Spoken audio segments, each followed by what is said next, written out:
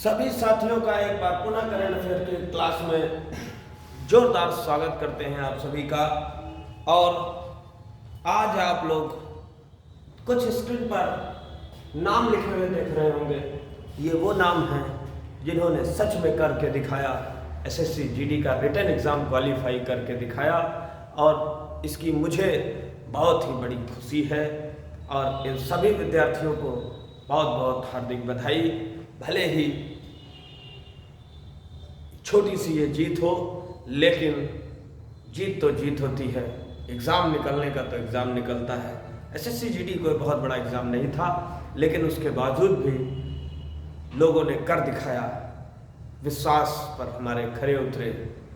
और हम नाम लेना चाहेंगे जो लोग एसएससी जीडी में अभी तक जो सूचना प्राप्त हुई है उसके अनुसार रवि रंजन कुमार बिहार, चंद्रप्रकाश मौर्य, ओमेंद्र कुमार, विकास सक्सेना, सोनू कुमार बनिका, पुष्पेंद्र कुमार, सूरज गुप्ता, सुचेता सिंह और विकास राज, इतने लोगों ने एसएससी जीडी में आपके ही बीच से, आपके ही साथ बेंच पर बैठकर एग्ज़ाम क्वालिफाई करके दिखाया है। जो विद्यार्थी सिलेक्ट नहीं हुए हैं उनके प्रति हमारी भारी संवेदनाएं हैं। और ये न सोचें कि उनका हुआ नहीं है। अब एक एक विद्यार्थी पर हमारी चीते जैसी नज़र रहेगी, बात जैसी नज़र रखेंगे और अगले आने वाली परीक्षा में आपका भी नाम सिलेक्शन वाली लिस्ट में लेकर आएंगे। ये आपसे वादा है। सबकी करंट अफेयर्स की कॉपी चेक होगी। कुछ सिलेक्टेड विद्यार्थियों को स्पेशल पढ़ाया जाएगा, स्पेशल एक्स्ट्रा क्लास दी जाएगी। और अब से संडे को एक्स्ट्रा क्लास में सिर्फ वही लोग आएंगे जो करंट अफेयर्स नोट करेंगे, वीडियो देखेंगे और मुझे कॉपी दिखाएंगे, सुनाएंगे। अब से संडे की क्लास में सिर्फ वही विद्यार्थी आएंगे और एक से एक नई नई बातें उनको बताई जाएंगी। आइए हम करंट अफेयर्स की क्लास शुरू करते हैं। नाम आप फिर से पढ़ लीजिए। रवि रंजन कुमार बिहार, चंद्रप्रकाश मौर्य, ये सारे स्टूडेंटों को आप भली बात जानते हैं। ओमेंद्र कुमार, विकास सक्सेना जी अभी अभी पिछले टेस्ट में टॉप आए हैं। ओमेंद्र कुमार भी एक टेस्ट में टॉप आए थे, उनका भी इंटरव्यू इस ऑनलाइन यूट्यूब चैनल पर पड़ा हुआ है। और विकास राज, सुचेता सिंह जी को बहुत बहुत हार्दिक बधाई। इन्होंने अपने कमेंट बॉक्स में जो लिखा मैं उसका हमेशा रेडी रहूँगा। इतना मान सम्मान देने के लिए आपको बहुत बहुत धन्यवाद। आइए अब मैं करंट अफेयर्स की श्रृंखला में, विद्यार्थियों की डिमांड थी 12 क्वेश्चन से सर काम नहीं चलेगा, पूरे 15 क्वेश्चन होने चाहिए। मेरे पास दोस्तों क्या है ना, विद्यार्थियों की तो किसी भी कोचिंग में कमी नहीं है, लेकिन मैं दावे के साथ कह सकता हूं कि जितने विद्यार्थी मेरे यहाँ अच्छे हैं शायद ही किसी कोचिंग में अच्छे हों। और कहते हैं कि संगत से गुण उपजे, संगत से गुण जाए, बांस 500 मिश्र ये कह भाव बिकाए। तो मैं अपनी तारीफ नहीं करता, लेकिन मेरी कोचिंग में ऐसे विद्यार्थी हैं जिनके साथ आप बैठकर पढ़ेंगे तो आपको बहुत अच्छा फील होगा और आप उनका साथ पाकर ही सिलेक्शन ले सकते हैं। पढ़ाई तो धुआंधार चल ही रही है, उसके बारे में कुछ भी कहना ठीक नहीं है, सभी लोगों को पता है, वो कोई नई बात नहीं है। भारत की पहली सौर ऊर्जा संचालित पर्यटक नाव कहाँ लॉन्च की गई है? तो ये लॉन्च की गई है केरल में। केरल के मुख्यमंत्री कौन है? केरल के राजधानी कहाँ है? तो केरल की राजधानी है तिरुवनंतपुरम। मुख्यमंत्री कौन है? सारी बात समझना है दोस्तों। पिनरई विजयन। और अगर मैं बात करूं राज्यपाल की तो उनका नाम है आरिफ मोहम्मद। इतनी बात आप केरल के बारे में जान लीजिए। 27 किलोवाट की ऊर्जा उत्पादित होगी और इसमें एक जनरेटर की भी सुविधा दी हुई है। जनरेटर दोस्तों क्या करेगा?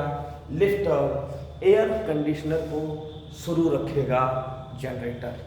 और अगर मैं इसकी खासियत की बात करूं तो इसे 3.95 करोड़ रुपए में, 3.95 करोड़ रुपए की लागत से श्रीलंका में बनाया गया है। ये बात क्लियर हो गई। इसको भी आप लोग नोट कर लीजिए। इसका नाम दोस्तों क्या है? इसका नाम है सूर्यमंशु। क्या नाम है? सूर्यमंशु, ये है इस नाव का नाम।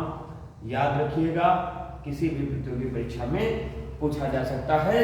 चाहे तो आप स्क्रीनशॉट ले लें। हर एक क्वेश्चन के बाद थोड़ा सा एम्फसाइज भी हो जाया करेंगे, क्योंकि सिद्धांत भाई अपने स्क्रीनशॉट बहुत लेते हैं, उन्हें बहुत ही बेहतर दिखे, ऐसी हमारी इच्छा है। और एक एक विद्यार्थी का करंट अफेयर्स चेक होगा, एक एक विद्यार्थी के टेस्ट में अच्छे नंबर आने चाहिए, ये बात आप जान लीजिए। फीस भले ही थोड़े दिन बाद जमा करिए, पढ़ाई में कतई लापरवाही बर्दाश्त नहीं की जाएगी। हौसला जिस प्रकार से विद्यार्थियों का बुलंद हुआ है एसएससी जीडी के परिणाम के बाद, अब आप सोचिए कि हमारा कितना हौसला बुलंद हुआ होगा। इस बात का आप अंदाजा लगाइए। और इसका पूरा का पूरा श्रेय हमारे सौरभ सर को भी जाता है, क्योंकि मैथ्स को जितनी सरलता के साथ वो बताते हैं, रीजनिंग को वो जितनी सरलता के साथ बताते हैं, और दूसरी बात है सरलता के साथ साथ उनसे चाहे जितना क्वेश्चन आप कर लीजिए, चाहे जितनी छोटी से छोटी बात और बड़ी से बड़ी बात पूछ लीजिए, चाहे जिस किताब का क्वेश्चन लेके आइए, ये सारी सुविधाएं इसी कोचिंग में मौजूद हैं। कोई एक किताब की चर्चा नहीं होती है, पढ़ाना अपने पास से है। चाहे जिस किताब को लगाइए, सारी किताबों के क्वेश्चंस लगने चाहिए। आइए नंबर 2 क्वेश्चन की ओर चलते हैं। प्रवाह पोर्टल लॉन्च करने की घोषणा किसने की है? अब आपको थोड़ा सा ध्यान देना होगा। प्रवाह पोर्टल क्या है?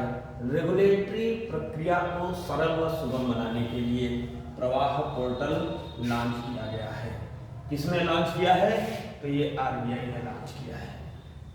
देखते हैं प्रवाह पोर्टल को किसने लॉन्च किया है? आरबीआई ने लॉन्च किया है।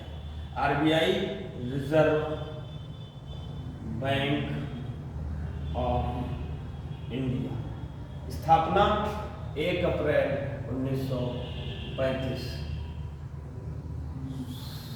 और इसका क्या बोलते हैं नाम, देखिए नहीं याद आ रहा है। आप लोग बताएंगे राष्ट्रीयकरण इसका कब किया गया, राष्ट्रीयकरण इसका कब किया गया, किस समिति के सिफारिश पर इसकी स्थापना की गई। देखिए कमेंट बॉक्स में कमेंट करते रहिए, बस ये जान लीजिए आप कभी नहीं भूलेंगे। राष्ट्रीयकरण 1949 में किया गया, और हिल्टन यंग कमीशन की सिफारिश पर आरबीआई की स्थापना की गई। याद रखेंगे, बहुत ही जबरदस्त प्रश्न है। अभी और भी आरबीआई के बारे में क्वेश्चन पूछे जाएंगे। हम आपको बताएंगे कि आरबीआई की जो हेडक्वार्टर है इस समय मुंबई में है, लेकिन 1935 में स्थापना हुई थी। 1937 तक इसका हेडक्वार्टर कोलकाता में बनाया गया था। ठीक है, फटाफट आंसर देखते रहिए बस। ठीक है, किस राज्य के लंगड़ा आम को जीआई टैग दिया गया? जीआई टैग क्या होता है? जियोग्राफिकल इंडिकेशन, भौगोलिक संकेतक। क्यों दिया जाता है आगे बताएंगे। सबसे पहले चर्चा करते हैं किस राज्य के लंगड़ा आम को जीआई टैग दिया गया। वो राज्य कौन सा है? वो राज्य है अपना उत्तर प्रदेश। उत्तर प्रदेश की राजधानी कहाँ है? उत्तर प्रदेश के लंगड़ा आम को जीआई टैग दिया गया। और अगर बात करें हम तो उत्तर प्रदेश के बनारसी पान को भी जीआई टैग दिया गया है। दोस्तों, बनारस को सांस्कृतिक राजधानी के रूप में घोषित किया गया है। हाथरस की कृषि उत्पादों की अगर बात करें, कृषि उत्पादों में हाथरस की हींग को जीआई टैग दिया गया। दोस्तों, हींग की बात आ गई है। हींग आप लोग जानते हैं बहुत ही स्वादिष्ट होती है। भोजन में अगर पड़ी हो तो मजा आ जाता है हींग से। आप सभी लोग बहुत अच्छे तरीके से परिचित हैं। हींग और हाथ, हींग काहे से डाली जाती है? हाथ से ऐसे ऐसे डाल दी जाती है हींग, तो याद रखेंगे हाथरस, हाथरस, हाथ से डाली जाती है हींग, इसीलिए हाथरस की हींग को जीआई टैग दिया गया है। बहुत अच्छे से आप लोग याद रख सकते हैं। सबसे पहला जीआई टैग किसे दिया गया? पहला जीआई टैग भारत में किसे दिया गया? तो पहला जीआई टैग दिया गया दार्जिलिंग की चाय को, दार्जिलिंग की चाय को। अब आप बताइए कब दिया गया, ये आपको बताना है। अब आप सुबह सुबह उठते हैं तो सबसे पहले आपको क्या चाहिए होती है? चाय चाहिए होती है। चाय पीने के लोग बहुत शौकीन होते हैं। आप किसी के घर में जाइए दोस्तों, अगर आपसे कोई चाय के लिए ना पूछे तो आप कहेंगे हद हो गई, बताइए इतना गरीब आदमी आज तक मैंने नहीं देखा, चाय तक नहीं पूछा, बताइए। तो चाय एक बहुत आवश्यक चीज़ है, इम्पॉर्टेंट चीज़ है, इसीलिए हमेशा याद रखेंगे दार्जिलिंग की चाय को सबसे पहली बार भारत में जीआई टैग दिया गया। आगे प्रश्न करते हैं, अपतटीय सुरक्षा अभ्यास प्रस्थान कहाँ आयोजित किया गया? तो भारतीय नौसेना ने, भारतीय नौसेना ने अपतटों मतलब तटीय सुरक्षा के लिए अपतटीय सुरक्षा अभ्यास प्रस्थान मुंबई में आयोजित किया गया। ये बात याद रखेंगे तो बहुत अच्छा रहेगा। अगली बात करेंगे, उन्नत गुरुत्वाकर्षण तरंग डिटेक्टर बनाने को मंजूरी कहाँ दी गई है? आगे भी बात करेंगे हम, महाराष्ट्र की बात करेंगे। मुंबई दोस्तों किस प्रदेश में स्थित है? महाराष्ट्र में स्थित है। महाराष्ट्र के बारे में आज कुछ स्पेशल करंट अफेयर्स की बात करेंगे। संडे का दिन है, कोई थकावट नहीं है, एक्स्ट्रा क्लास हुई थी, 9 से 12 बजे तक एक्स्ट्रा क्लास चली थी, 10, 11, 12 3 घंटे की साइंस और हिंदी पढ़ाई गई थी। मज़ा ना आया हो तो आप लोग बताइएगा। अगर आपने क्लास ज्वाइन किया है, अच्छा लगा है और करंट अफेयर्स की क्लास भी पढ़ रहे हैं तो एक बार ज़रूर बताइएगा आज संडे की एक्स्ट्रा क्लास आपको कैसी लगी। बहुत सारी चीज़ों का हमने अध्ययन किया और अध्ययन के अंदर अध्ययन किया कि किसके अंदर कौन सा अध्ययन किया जाता है। और यकीन मानिए आप टेस्ट में भी आज की क्लास से जरूर क्वेश्चंस पूछे जाएंगे, बिल्कुल निश्चिंत रहिए, ठीक है। आइए याद रखिए शनिवार को टेस्ट होने वाला है, सरप्राइज टेस्ट भी इसी हफ्ते हो सकता है। गुरुत्वाकर्षण तरंग डिटेक्टर दोस्तों वहां पर लगाया जाता है जहां पर भूमि समतल हो और भूकंप से सुरक्षा हो। दूसरी बात हम आपको बताएं तो ये वहां भी, ये पूरे विश्व में दोस्तों तीसरी वेधशाला बनेगी। 2 वेधशालाएं संयुक्त राज्य अमेरिका में हैं। तो आइए बात करते हैं थोड़ी सी जगह बनाकर महाराष्ट्र के बारे में दोस्तों। अच्छा करंट अफेयर्स रिवीजन करेंगे, महाराष्ट्र के बारे में अच्छा करंट अफेयर्स रिवीजन करेंगे। जो भी महाराष्ट्र के बारे में बीते दिनों में करंट अफेयर्स के क्वेश्चन बन सकते हैं उन्हें जरूर डिस्कस करेंगे। उन्नत गुरुत्वाकर्षण तरंग डिटेक्टर महाराष्ट्र के हिंगोली में लगाया जाएगा। महाराष्ट्र के हिंगोली स्थान पर अनुमानित लागत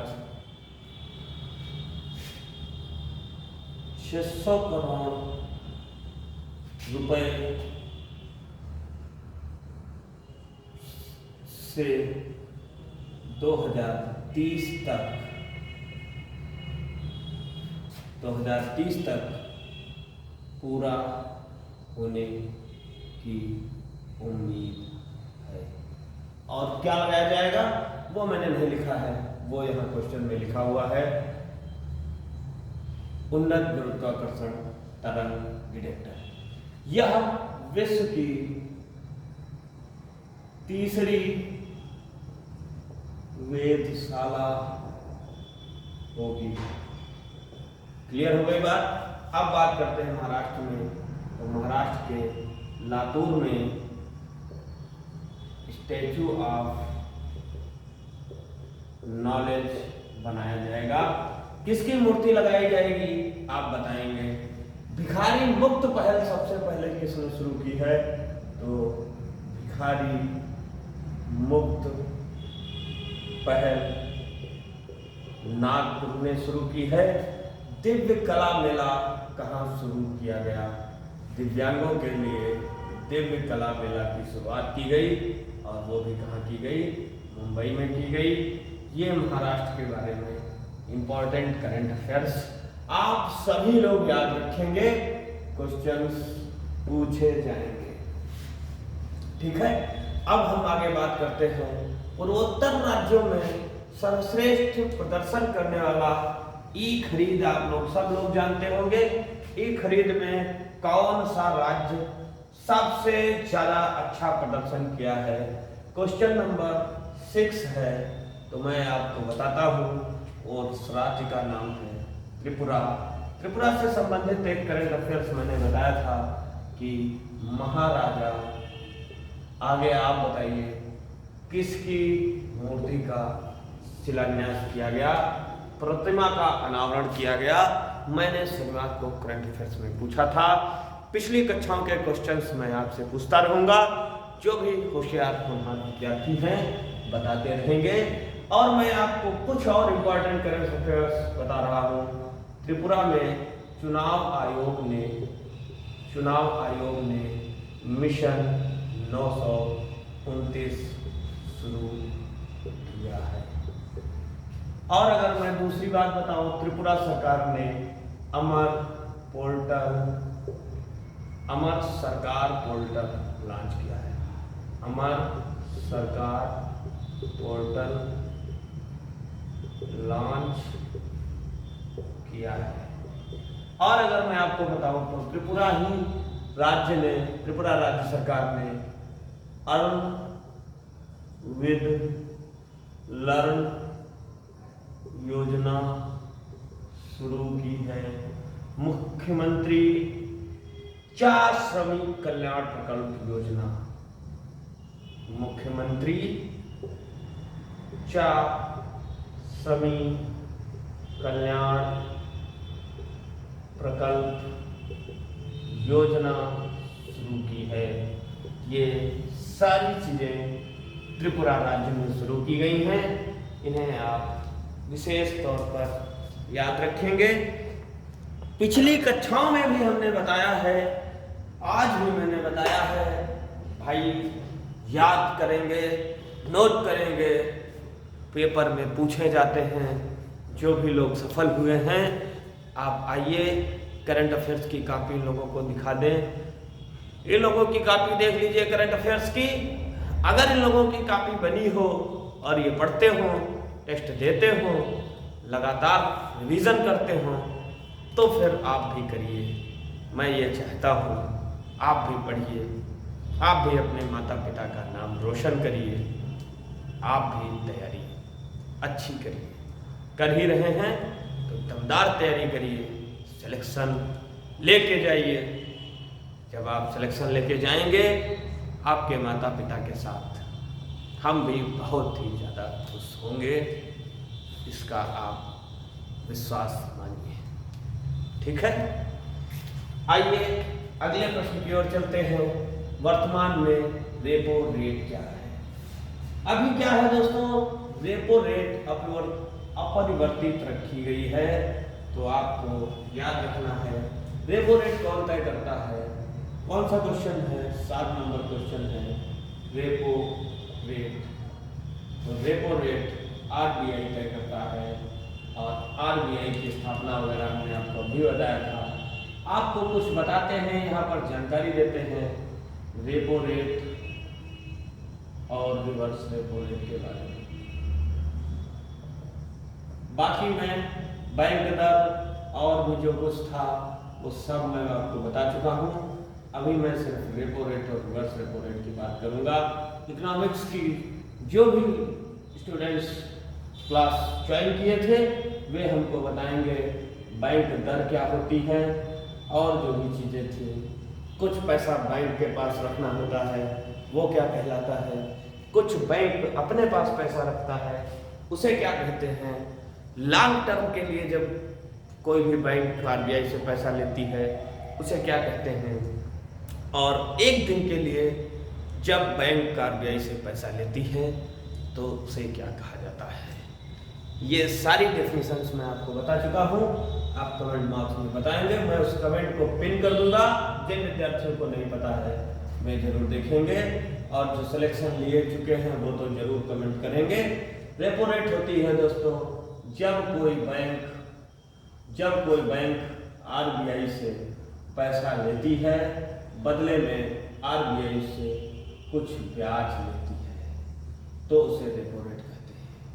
रिवर्स रेपो रेट में क्या होता है दोस्तों, रिवर्स रेपो रेट में होता है, मान लीजिए कि बैंकों में छुट्टी है दिवाली की, कभी कभी दोस्तों एक दिन हफ्ते में बैंक खुलती है बाकी दिन बंद रहती है, पैसा बेकार ही पड़ा रहता है, इसलिए बैंकें सोचती हैं कि हम अपना पैसा आरबीआई को दे दें ताकि आरबीआई भी हमको कुछ ब्याज दे।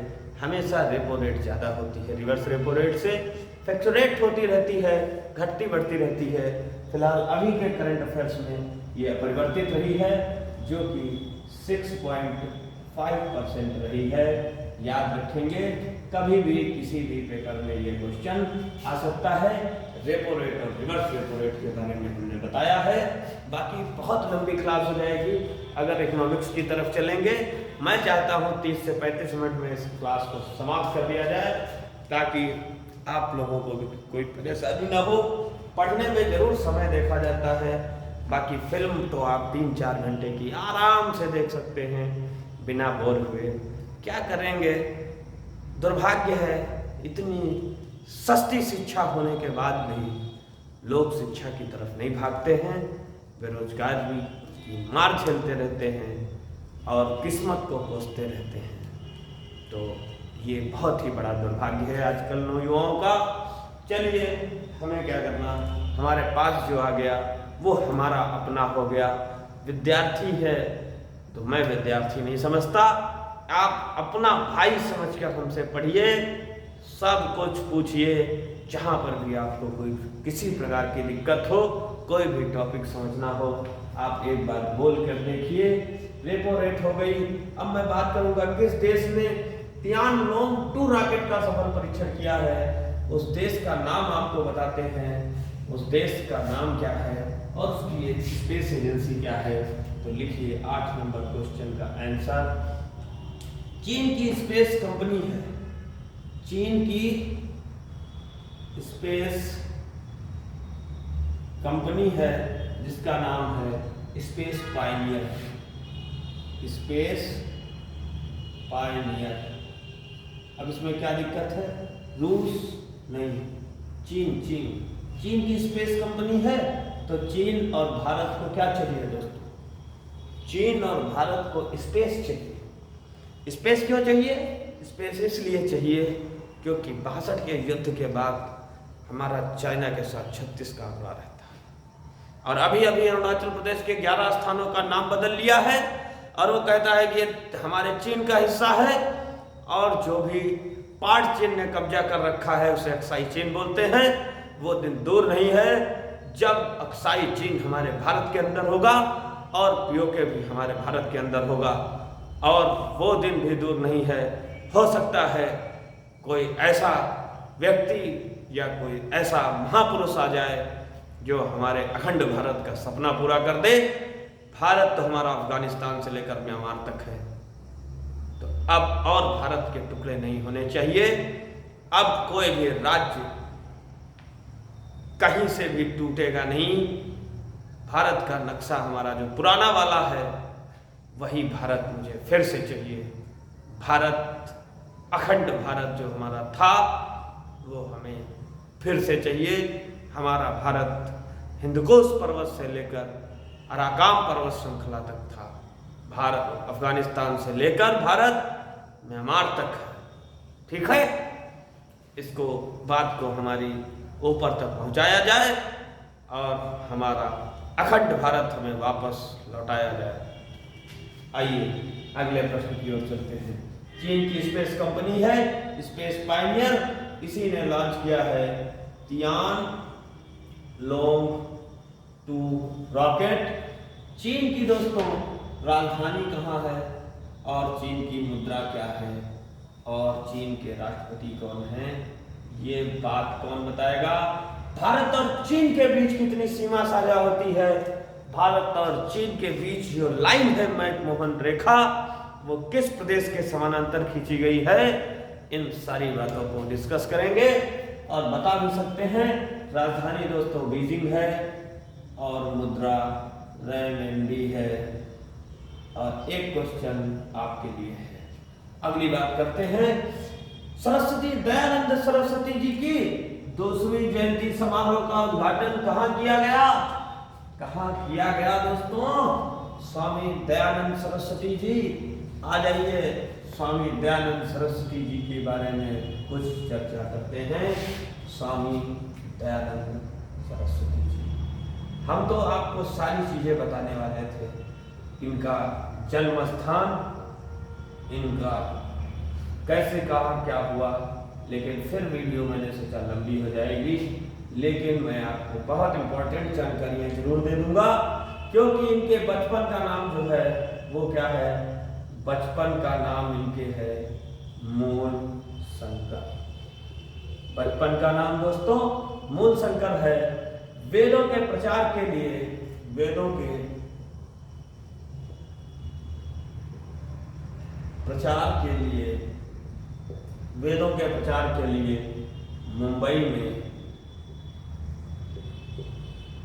10 अप्रैल 1875 को 10 अप्रैल 1875 को आर्य समाज की स्थापना की। आर्य समाज की, आर्य समाज की स्थापना की, आर्य समाज की स्थापना की।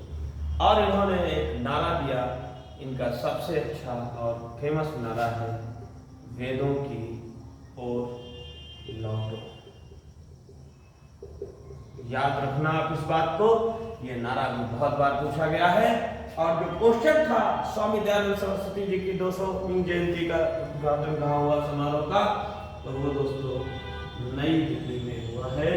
एक एक क्वेश्चन का ऑपरेशन कर देंगे, बस आप हमारे साथ बने रहिए, बस और कुछ भी नहीं चाहते हैं। और आपको भी एक दिन एहसास होगा कि क्या हमने पढ़ाई की थी। आप विश्वास नहीं मानेंगे, ऑफलाइन के साथ ऑनलाइन कराने वाला एकमात्र यही कोचिंग सेंटर है इस क्षेत्र में, और आसपास के जिलों तक में ऐसा कोचिंग सेंटर आपको ढूंढने से भी नहीं मिलेगा। इस बात का मैं दावा करता हूं, और इस दावा की पुष्टि कौन करेगा, ये पुष्टि कमेंट बॉक्स में देखी जाएगी। कितने विद्यार्थियों ने अलग अलग जगहों में कोचिंग करने के बाद हमारी कोचिंग में उन्होंने एडमिशन ले रखा है। ठीक है, अगली बात करेंगे, किसने कौशाम्बी महोत्सव 2023 का उद्घाटन किया है। कौशाम्बी इलाहाबाद, जो कि अब प्रयागराज क्षेत्र हो चुका है, उसकी अगर हम बात करें 10 नंबर क्वेश्चन की, तो कौशाम्बी जो है वो प्रयागराज क्षेत्र में आता है। बौद्ध और जैन, बौद्ध और जैन धर्म दोनों का ही यह पवित्र स्थल है। और गृह मंत्री हमारे अमित शाह जी ने, गृह मंत्री अमित शाह जी ने कौशाम्बी उत्सव 2023 का उद्घाटन किया है।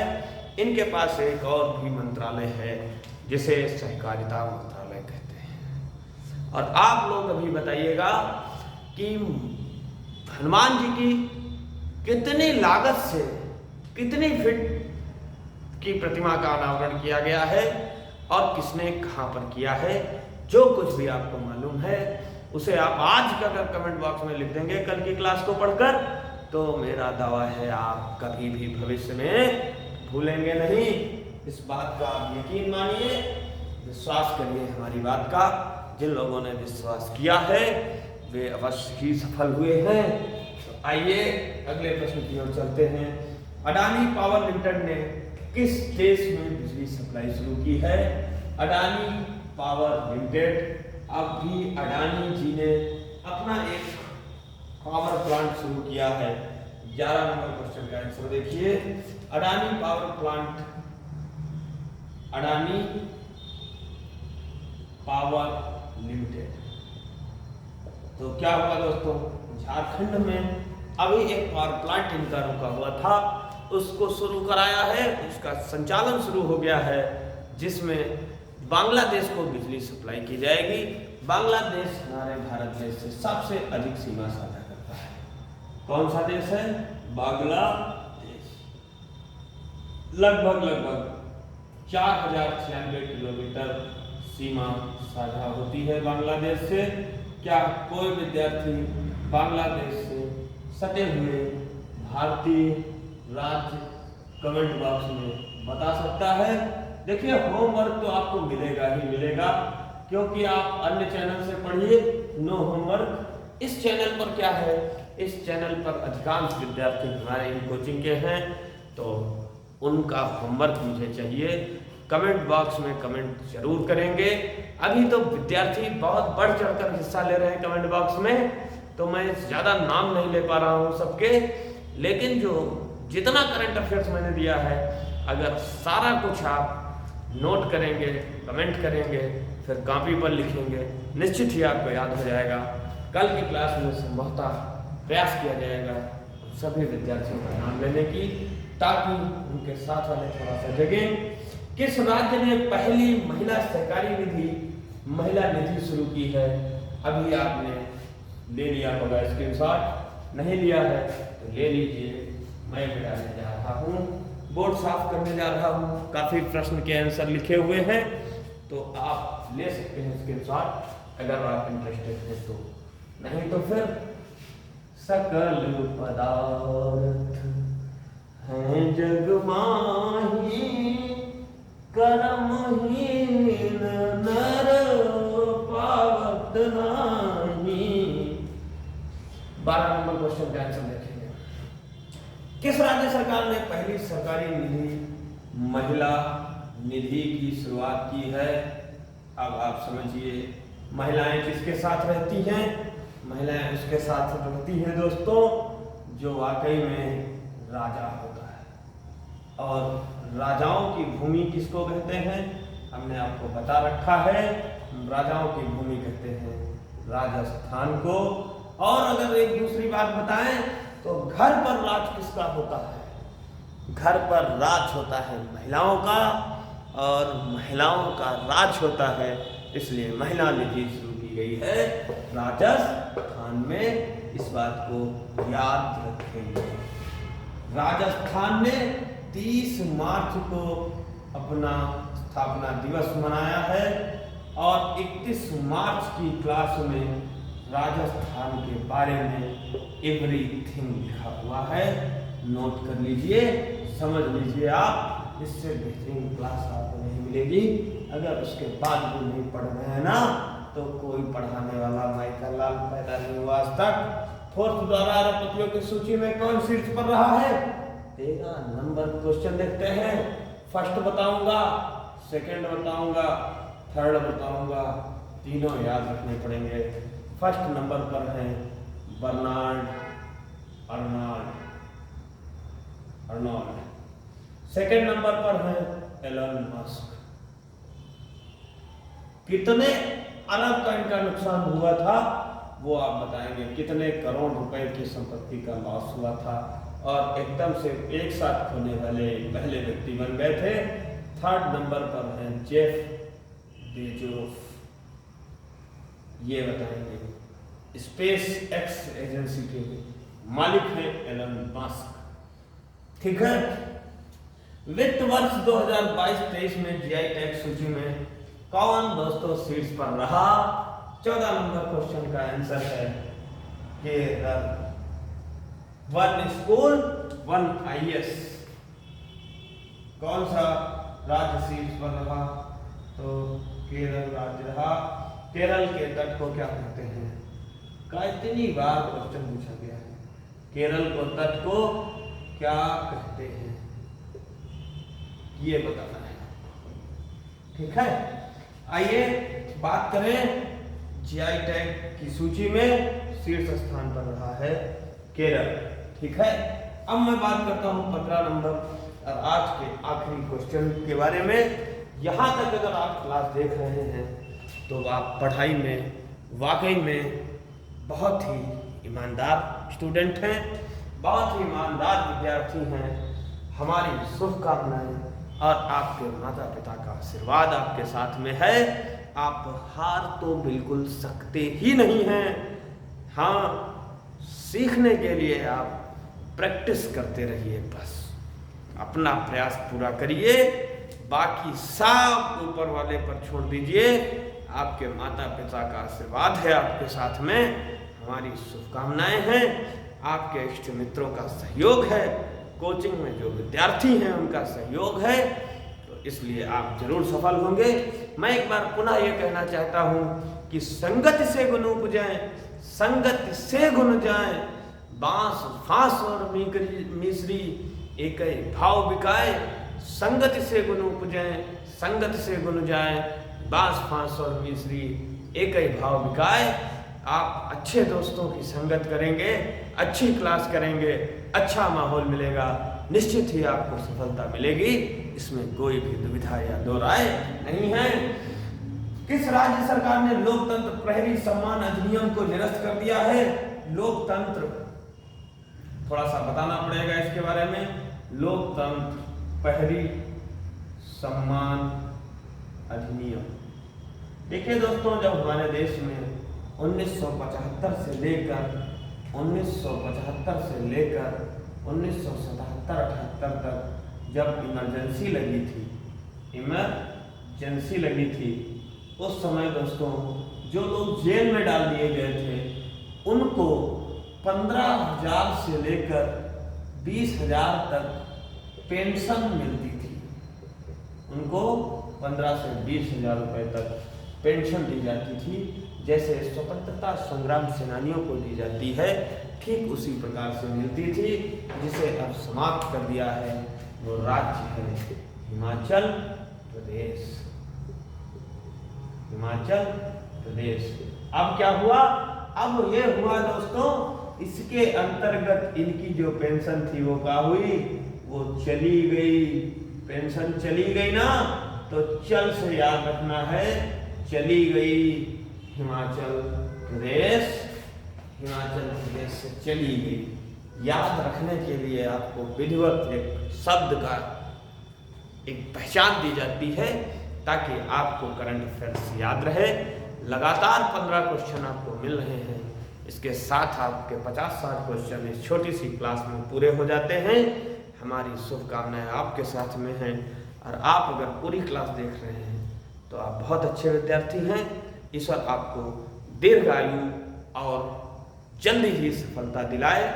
आपने जितनी सफलता सोची ना हो, कहीं ज़्यादा उससे मिले आपको। इन्हीं बातों के साथ मैं आपसे विदा लेना चाहता हूँ। क्लास बहुत अच्छी रही, आप सब लोगों का बहुत ही साथ रहा, बहुत ही आप प्यार सम्मान देते हैं। इस क्लास को अधिक से अधिक शेयर करिए, अधिक से अधिक लाइक करिए। जय हिंद, जय भारत।